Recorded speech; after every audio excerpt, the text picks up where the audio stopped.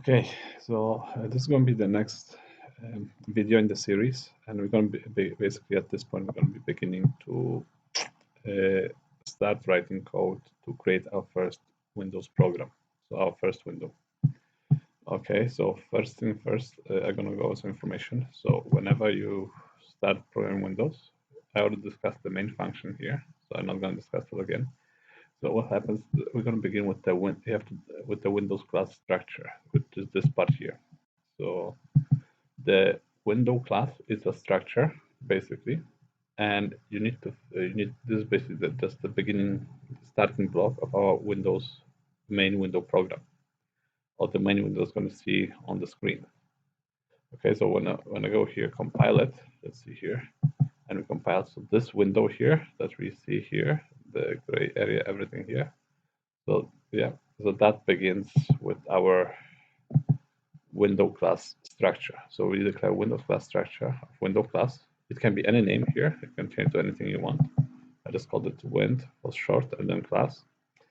And so what window class is as a structure. Basically, think of it as it's a C structure, and think of it as like a toolbox with drawers. Okay, so the class itself is like a like toolbox that has a bunch of drawers. So in our case, we're gonna have a bunch of variables inside that toolbox, a bunch of drawers, and each drawer is gonna hold some different information for us here. Okay, so that's what the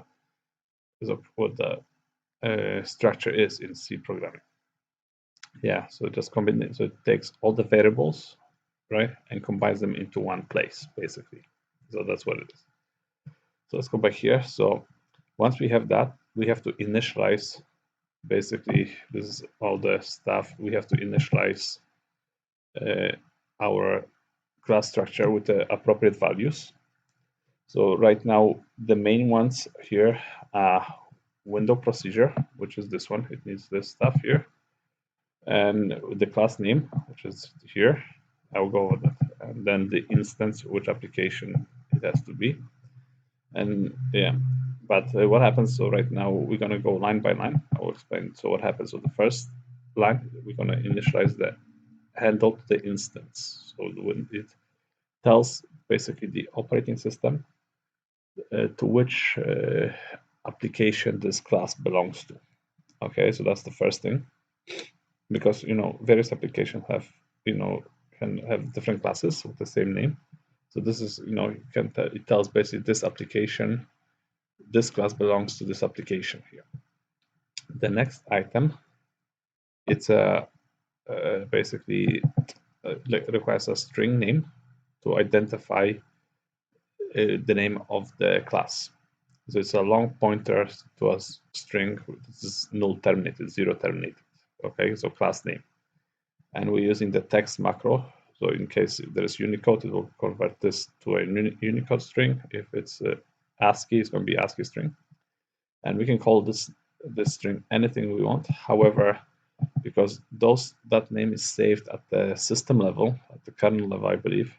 So try to keep those names, as short as possible. If at all, like it's descriptive, but short. Okay, you keep that name here. The next item here in our list, in our structure here, is going to be this item here, which is long pointer to a string, to zero terminated, which is basically the name of the menu from the resource, right? So this is going to be will be the default menu for this class. If we later on, you can override this default menu with different menus. We're going to see that later.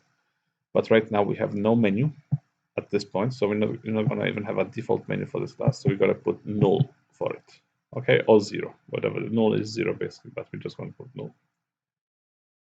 The next item here is the system will require.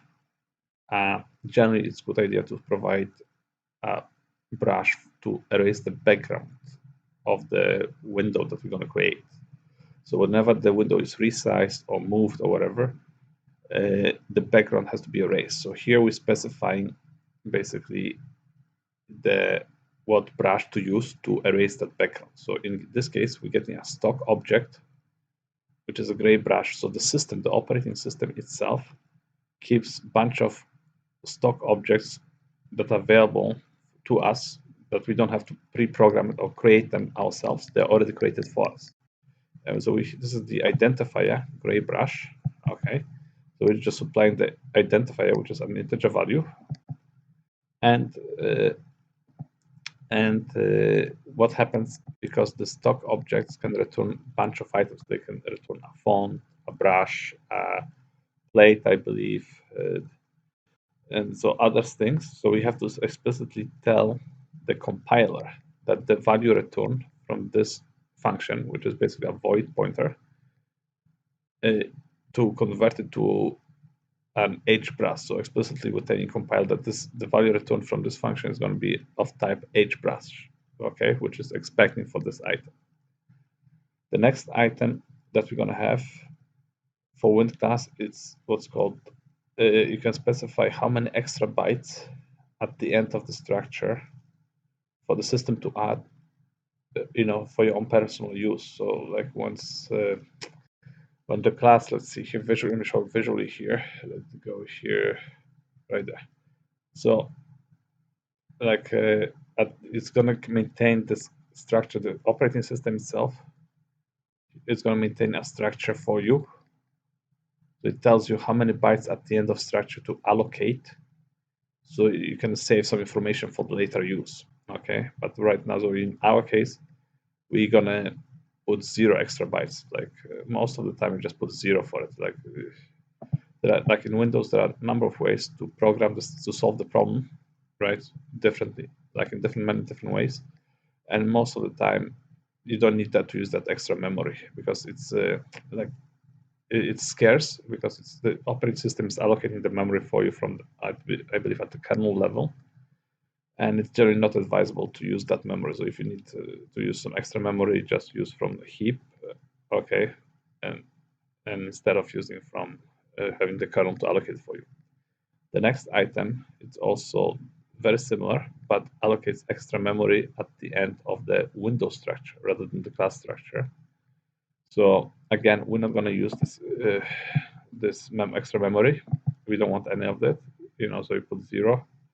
In the old days, if you put more than 40 bytes here or there, the system would sometimes fail. Basically, it could crash the system. Like if you put too much, if you wanted, let's say, 1,000 bytes here, that would basically crash the system or anything like that. So right now, if you need anything more than 40 bytes, you should put like a allocate memory elsewhere and put like a save a pointer in here. Like if you put like 20, let's say 10 bytes or 20 bytes, and then 4 bytes or 8 bytes, whatever, and just save a pointer. But in this case, so just for most of our application at this level, we're going to go to advanced level. So for this level, just put 0 for those 2 items. And that's CB stands for count bytes for class extra, and then count bytes for Wind extra. So this is allocating how many extra bytes you want. The next item we're gonna initialize is going to be a window class H icon. So we're going to get a handle to an icon. So we don't have an icon ourselves created. So what we're going to do, we're going to use a generic stock icon. So we're going to put null here. So that means basically if we put null as a parameter first here to the instance, so it's going to tell the system that we want a system icon, not our application icon, like not the icon that we created ourselves, but rather a generic from the system. And here we're defining the information, specifying what type of icon we want. So we want application icon. That numerous icons available. So if you look at the load icon function, it will tell you what kind of icons you can get there. Okay, and this is technically, I will go over that in a few moments also. This is not like a integer itself. It uses what's called a make into resource macro. So I'll discuss that in a few moments. The next item that we're going to use is called the WndClass. In our WndClass is cursor. So we're going to specify what will be the default cursor to use in our application. So whenever you move your mouse pointer, if I run this here, whenever I move the mouse pointer, as you can see here, into our client area, it specifies, it's going to show us what kind sort of icon to use as a default. I mean, not icon, sorry, the cursor. Okay, so that's this one. The next one is the style. Okay, so the item is, so what kind of style we want. So there are numerous styles that you can apply this Windows class. In our case, we're going to use, just for to keep it as simple as possible for the time being, we're going to apply two styles. So CS stands for class style, and H for horizontal redraw, and then CS class style underscore V, which is vertical, stands for vertical redraw, and they're combined using the OR operator to form one value. So what it does here, this style, what it's going to do is when we run the application here, when we size, let's say horizontally like this, when we size it, it will tell that this area here, the client area, needs to be repainted, okay, to the system. Or when you do this way, also will tell that the area needs to be repainted. Or whenever we move the window like so, it's also going to specify that the area, the client has to be repainted. So it's going to send like an erased background to the system. The system is going to send erased background to our function, to our main function, which I'll discuss in a few moments. Okay, to tell it that the client area needs updating. And the final item, it's called what's called it's a pointer to our main window procedure. So LPFN stands for long pointer to a function, and then window procedure. So right now there are no long pointers. All of them are the same size. So just a relic from the past. Okay, so there are no near and far pointers. So like in our case, so everything is this. The pointer is a pointer is a pointer. So that's the same size, but just name, stack from the previous from the 16-bit applications. Okay, and we're specifying a window procedure. So what window procedure here is, let me just go over. Here's a signature of our window procedure, which is L result callback window procedure. So L stands for long result. So when you go to definition here, let's find L result definition here. It's a long pointer pretty much. So it's a 32-bit answer integer. Okay. Let's see the pointer here. We go. It's a long, yeah. So it's a 32-bit integer basically, and it returns that value. So and then callback, it's calling convention. So as we discussed before, it's the standard call.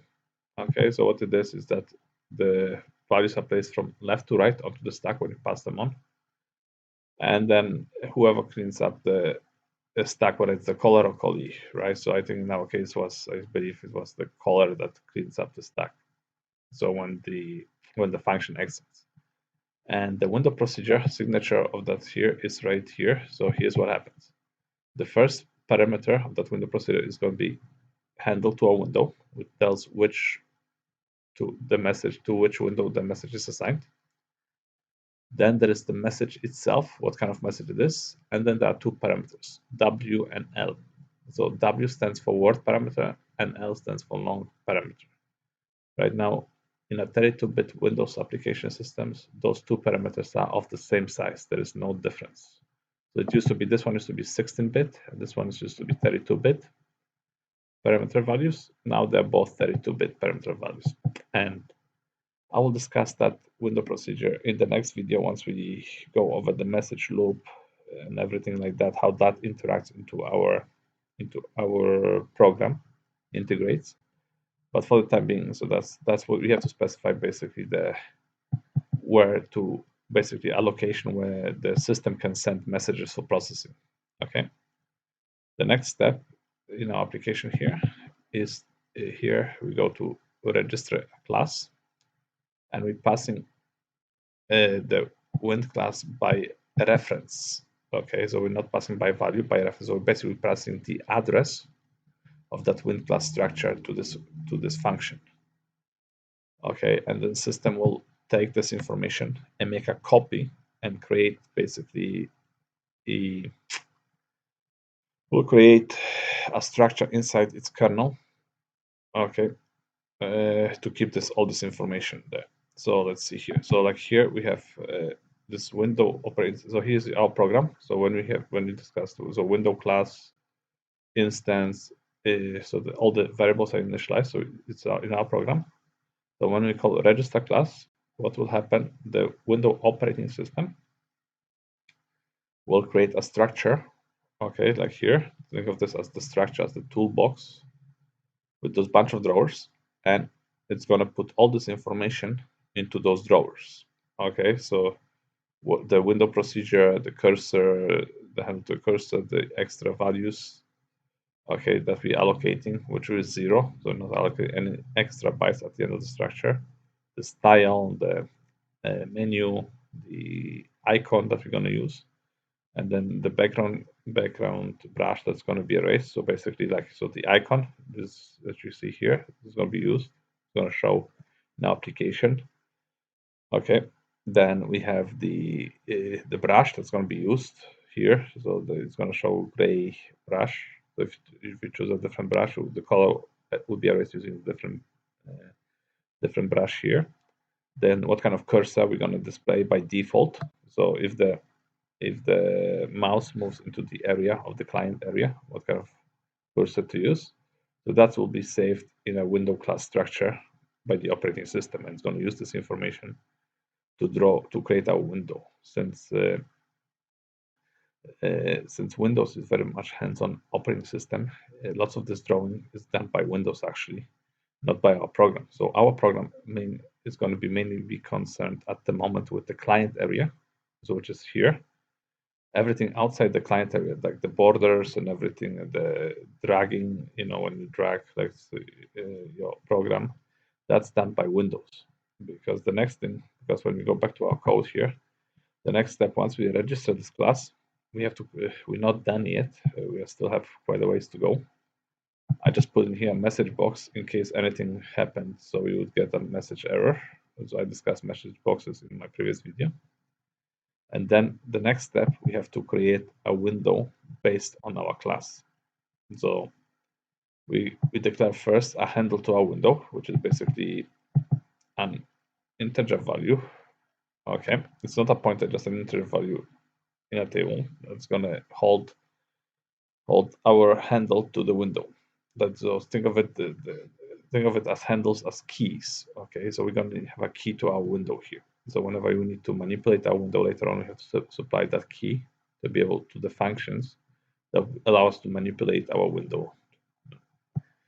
So now next step, we have here h main window, so which is we're gonna call it create window, and then we're gonna type in class name of the window. So we're gonna use the one that we just registered, which is my class window. So we already registered a few moments ago, and again we're using the text macro. So that's only to separate Unicode from ASCII. So whenever if it's Unicode version of the code, then it's going to display Unicode. It's going to be 16 bits per letter, and if it's ASCII, it's going to be 8 bits per letter here.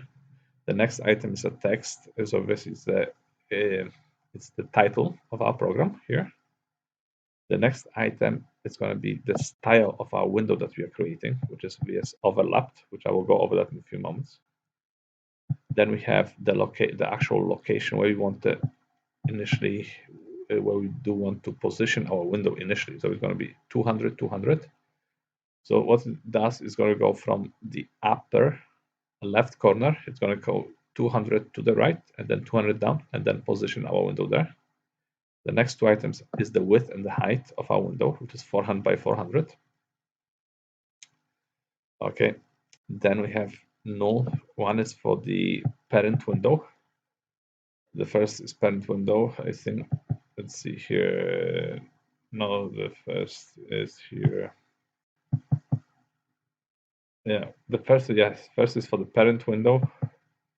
The second is one for the menu. So you can create a menu for the window. So if we specified a menu here and a menu in our class here, so if you specified menu here, and then we specified our menu in the create window, this create window menu would override the previous menu that we specified. Okay. So, but we're not creating any menus at the moment. We're specifying the handle to the instance of our program to which this window will belong to. Okay. And the final item is the creation structure for our window. So this is a little bit more advanced topics. I will cover that at a later point. So for the time, we can pass 0 or null in there. So we're not using any creation structure. So what the creation structure is, it just allows you to pass some parameters to the window application, to the procedure. So that when you're creating the window at runtime, it can create whatever you need, maybe change the different color or draw some extra stuff in it at the creation time. So, but right now, we're not specifying anything for the time being. So we're just going to put null. Okay. Yeah, I will try to discuss this window creation structure at some point in the future videos there. But we're going to revisit this the skeleton, which is our application here,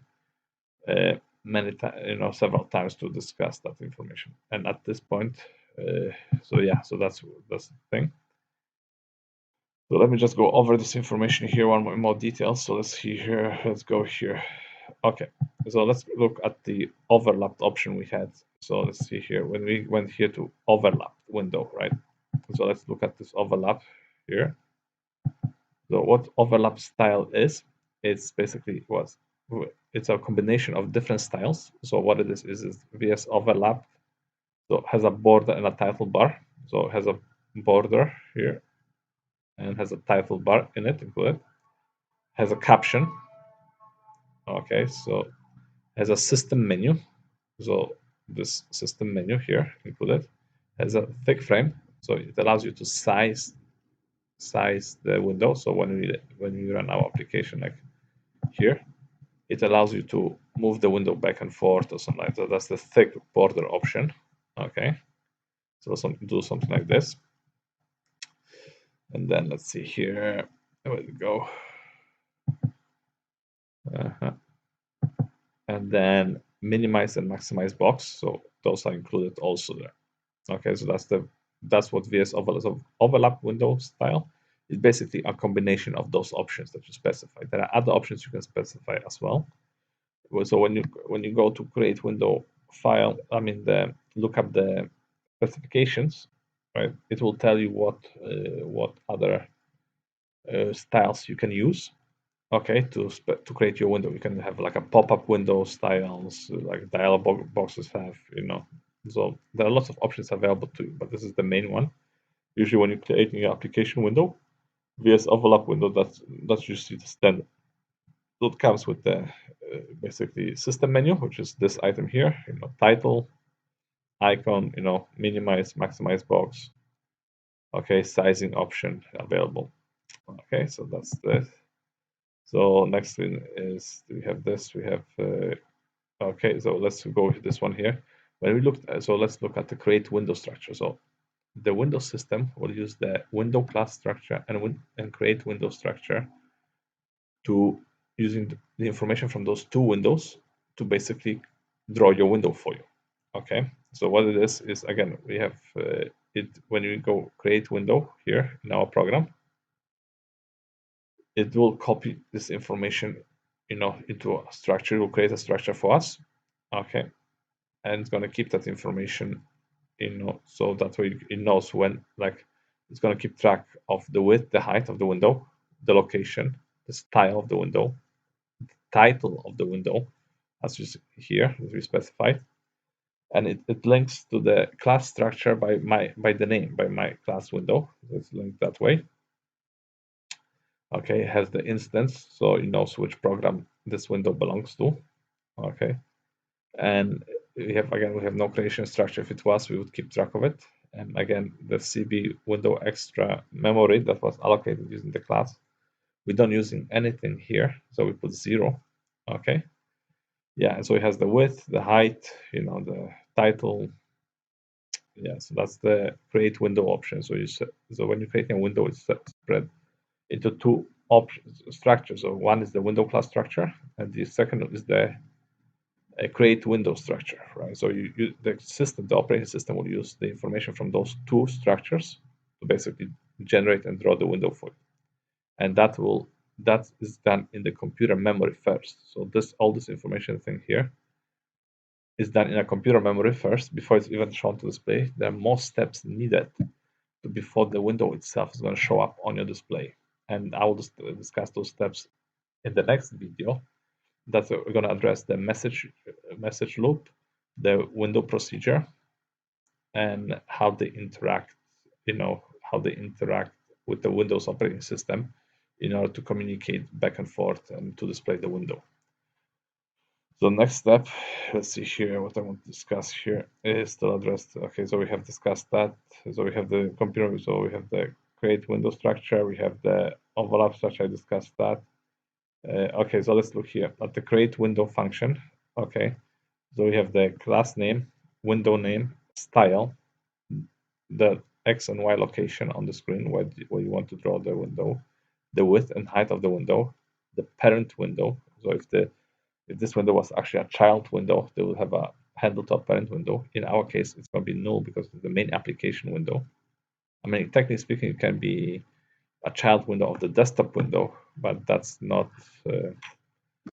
necessary. So like it's generally understood that the way the Windows works is that application window, when you launch your program, the application window has no parent window. It's just basically it's by itself, and then anything inside that window or dialog boxes that are generated from that window, then they become child windows of that window. So in our case, yeah. So before the create window returns, it will send. So what happens when you're creating this window? So calling this function, okay. And before the create window returns, we'll send several window messages to the window main procedure. If the window was created as an overlap window, pop-up window, or child window, then create window will send the following messages to your window procedures of VM create, VM non-client create, and VM get max min info. So okay, those three window messages will be sent to your window procedure that we specified when we were creating the window class structure initially. The very first, we set to specify the window procedure, so that window procedure would be receiving those that information. I mean those messages. Okay, and I will go over again in the next video the window procedure. Okay, what's expected there, how to handle the messages. And if the window style has also has the window style visible included in the create window function, it will also send all the messages needed to show the window and make it active. So in our case, our window style, when we're creating the window here, okay, we have VS overlap. We don't specify window VS style visible, so therefore our window style will not be visible at this point. Okay, yeah, and so yeah, the next thing is okay. So here's the register function that we're calling here. So let me go over the register function. So because it's also as we are passing information, this stuff here, the register function here, we are passing it by what's called by reference. So we're passing the address of the window class structure rather than the class structure itself. So let me just look at the logic here. Okay, so let me go. Okay, here we go. So window class structure, right? It's basically there's a pointer to a window class that has been properly initialized. So you do have to initialize the class structure. The main three variables that have to be initialized is the window procedure. It has to be initialized the instance of the window to which application it belongs to, and the class name. Okay, so what's the class called? Then let's see here. So yeah, so the return value, it's an atom. It's a 16-bit handle, which is an index in a handle table. It is used by Windows to efficiently store and retrieve strings by the system. So what happens? When you register this class, the class comes with a name. Okay, that name is going to be saved in the kernel table somewhere, because Windows keeps track of all the windows that are created. Okay, so it's going to be saved somewhere. So it's going to give you a 16-bit value that then you can use this value. Okay, the 16-bit value that's going to be returned, you can use either instead of putting text my class window, you can use that value here to specify what class you want this what class it is. So you can either specify that atom, okay, or you can specify the name itself. So in our case, we're just using, it's easier just for us to simply specify the name, of the class that we registered. So yeah. So and then if it fails, it's going to return, I think, 0. Okay, so on null. Okay, so if the register class fails, it's going to return null. And the atom, basically this value, is defined as an unsigned short. Okay, so basically it's a 16-bit value, pretty much. Okay, and now let's look at so what we mean by a reference rather than by value. So if you look, this ampersand in front of window class tells us that this class, basically we specify basically the address of the class rather than the class itself. So like if you have like an address and a value, so in our case the function here, so a function, it expects a pointer. So when we put ampersand n, we put in the address rather than the value of it. Okay, so and if we were to do by value, so it's a function integer I, sorry, then we would pass a, so we'd go take the value rather than the address. So the function will be like this here. Okay, so that's the only difference between by reference and by value. Is by when you mean by reference, which is actually a pointer, we have to pass in the address of that value rather than the value itself. All right. Now let's continue on. So we have the register class window. We discussed that here. Okay, we discussed window class structure. Okay, so window class structure, yeah. So here's our window class structure. So yeah, so it saves all this information from our program, saves this, right? And it uses that information base to generate our window in the computer memory. Okay, and then what else here? And then we have two instances of load icon and load cursors. They are very similar. Those two functions are used to work with, they're generated to work with resources. So here's the thing. They take two parameters. First is an instance to the application which has that resource that we want to load. And then we need to specify LPC string, so it's long pointer to a C string, or basically a string to, name, basically a C name, C string type name, to specify the resource that we want to load. So in our case, we using a generic resources. So what we do, we put for the H instance, for the handled instance, we put in null.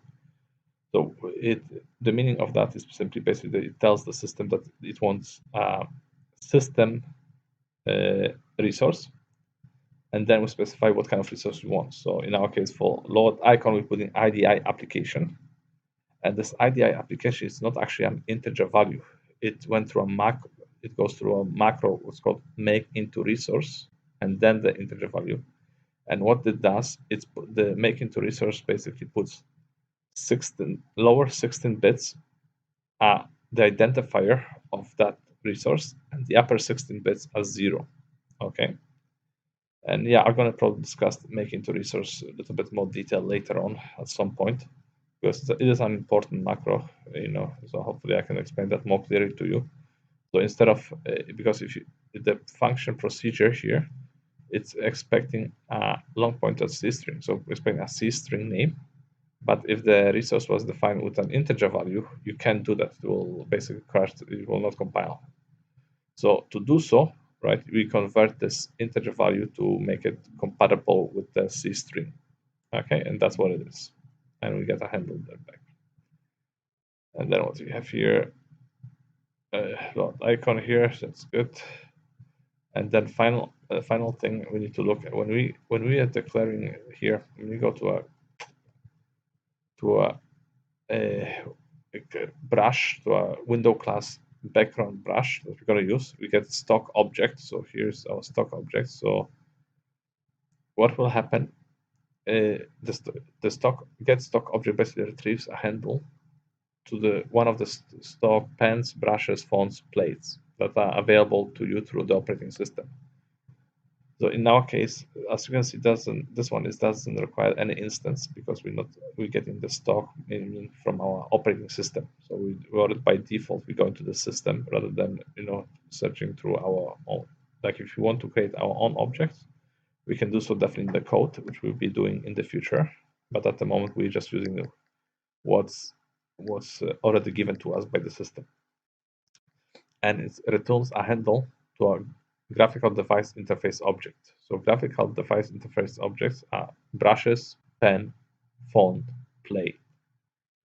And to do so, we have to basically, because it's a generic, can return either one of those. And we do want, in our case, we want a brush. Okay, we don't want a font here, right? We want just a brush. So if we remove the H brush from here, so we're typecasting it, and if we remove this, we're going to get an error message because the compiler doesn't know what kind of object it is that's getting back.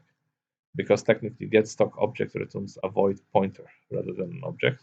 So we have to typecast this void pointer on H brush to tell the system that the object returned is actually of type brush, okay, and it's a handle.